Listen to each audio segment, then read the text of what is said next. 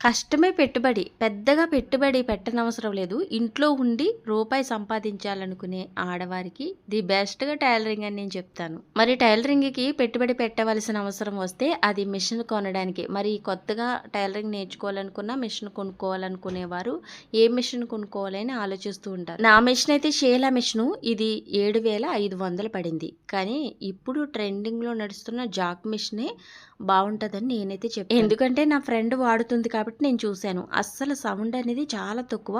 అలాగే 6 నెలలకు ఒక్కసారి దానికి ఆయిలింగ్ చేస్తే చాలు. ఇంకా ఊరికూరికే మీకు చికాకు తెప్పించకుండా, రిపేర్లు రాకుండా ఉంటది. ఆ మిషన్ అయితే.